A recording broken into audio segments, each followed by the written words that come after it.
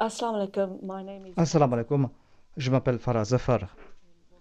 Avoir des enfants ne faisait pas partie du plan de Dieu. Voici mon mari, Nawaz Zafar.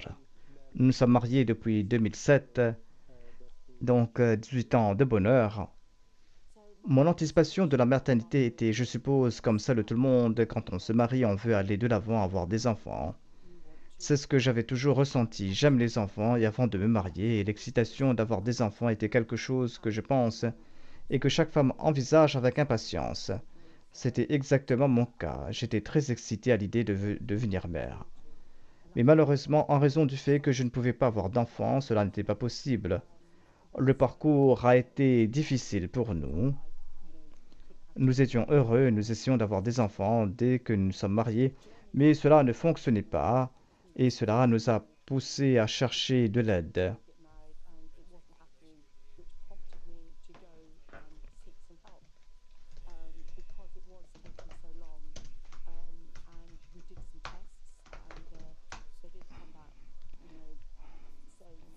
Donc les résultats sont revenus indiquant que ce sera difficile pour moi de concevoir. Je me souviens très clairement de ce jour. En fait, je suis allé à l'hôpital et j'ai reçu la nouvelle. Et on nous a dit que vous ne pourrez pas avoir d'enfant. C'était comme un coup de couteau dans le cœur.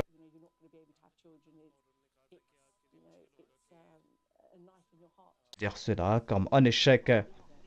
C'est comme un échec. Vous dites que, eh bien mon Dieu, je suis une femme, ce qui signifie que je ne peux pas avoir d'enfant.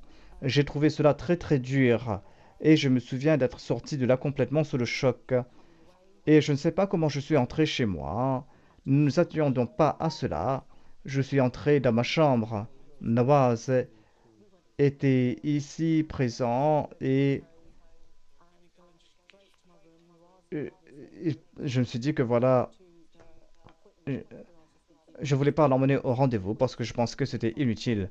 Tout allait se bien se passer, mais quand je suis rentré, je suis monté à l'étage, j'ai fermé la porte et je pouvais pas. J'ai fait la prière et j'ai passé toute la nuit à prier.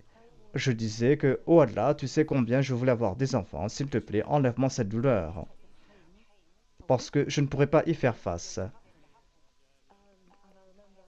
Et cette nuit, c'était très inconfortable pour moi. Je me suis réveillé le lendemain matin et j'ai ouvert la porte. Et Nawaz était dehors, devant la porte, et disant, Farah, tu sais. J'ai dit, oui, qu'est-ce qu'on va faire? Que faisons-nous? Il m'a dit, tu sais quoi? On pourra adopter. L'adoption n'était pas quelque chose de nouveau dans notre mariage. Nous en avions discuté avant. L'idée d'adopter des enfants vient pour moi tout naturellement. À l'époque où je vivais à Rabois, j'ai eu l'opportunité de vivre à Rabois pendant quelques années. Et souvent, j'allais au cimetière pour lire les inscriptions sur les tombes. Et dans la Kitaras, il y a une tombe en particulier qui m'a inspiré à ce sujet. Sur une pierre tombale, il est écrit que cette personne dont le nom, il est dit que c'était un compagnon du Messie premier alayhi salam, un membre de sa famille. Il est dit que cette personne avait adopté une petite fille et l'a élevée comme sa fille. Et cela m'a inspiré. Je devais avoir 20 ans à l'époque et je me suis dit qu'un jour, quand je vais me marier, eh bien, je vais faire quelque chose de similaire et offrir à un enfant la chance d'avoir une vie meilleure et adopter un enfant. Et je me suis inspiré de la sunna du saint prophète Mohammed à lui. Nous savons aussi que sa vie était difficile au tout début et qu'il avait été adopté. Dès que nous avons commencé le processus d'adoption, nous avons tenu sa sainteté de calife informé, car nous voulions mériter ses bénédictions. Nous avions besoin personnellement de ces bénédictions. Et j'avais besoin de savoir que nous serons soutenus tout au long de ce parcours. Et cela a été une prière constante pour moi. Nous voulions donc prier constamment. Et dans la lettre que nous avons reçue du calife, il disait qu'il priait pour que, quel que soit le résultat, cela soit le mieux pour nous. Et cela a été une grande étape pour moi. Je ne sais pas comment as-tu géré cela. Oui, pour moi, je priais tout simplement en disant, c'est quelque chose que nous allons commencer à faire et que c'est quelque chose que nous allons commencer et que nous ne sommes pas parfaits Et nous ne sommes pas sûrs, nous pensons que quelque chose est bien pour nous, mais Allah sait le mieux ce qui est bon pour nous. C'était donc notre prière. Si c'est quelque chose de bon pour nous, eh bien, nous souhaitons que notre famille soit unie, ou Allah fait que ce voyage soit facile pour nous et que nous puissions avoir des enfants par adoption.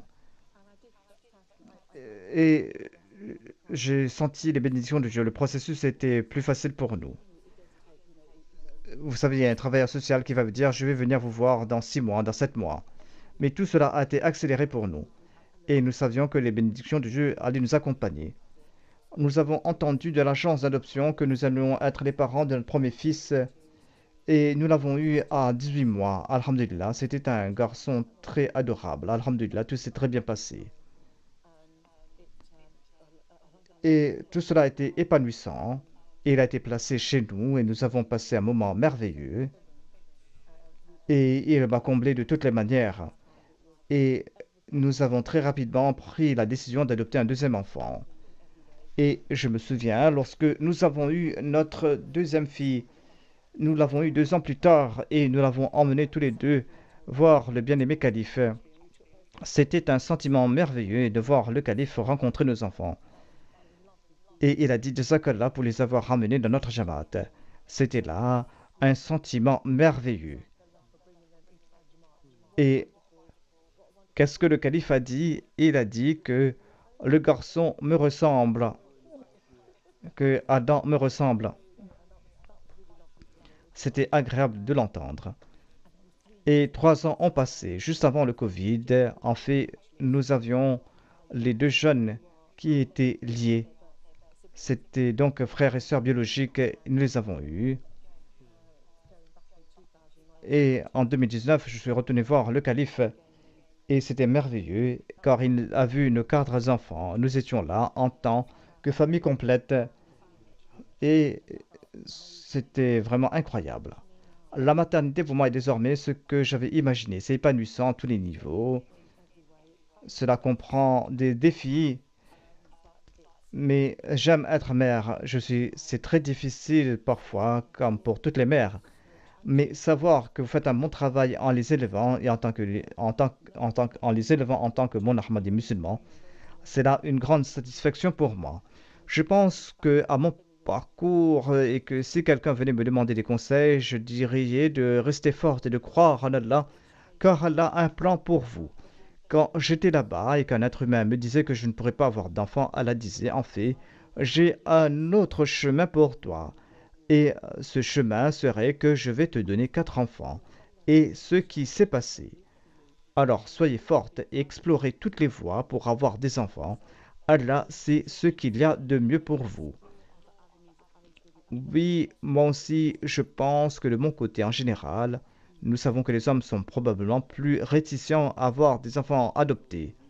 Mais je dirais que d'après notre expérience, alhamdulillah, nous avons été très heureux et nous sommes très satisfaits. Quand une porte se ferme, Allah ouvre une autre porte. Le processus de ne pas pouvoir avoir des enfants m'a fait poser des questions. Pourquoi moi? Je comprends maintenant qu'Allah m'a donné une autre voie car ces enfants avaient besoin d'un environnement sûr. Ils avaient besoin d'être adoptés. Et c'était cela mon chemin. C'était ma voie vers la maternité et moi, je l'accepte. Et je me sens très béni. Je pense qu'Allah nous a complètement bénis avec ces 4 enfants magnifiques. Allah me donne la force de surmonter toutes les petites épreuves que nous traversons en tant que parents. Et cela m'a fait croire, et cela a renforcé ma relation avec Dieu. Et je suis sûr certain que j'étais béni. J'étais béni par Allah, par ce qu'Allah m'a donné. Il m'a offert 4 enfants merveilleux.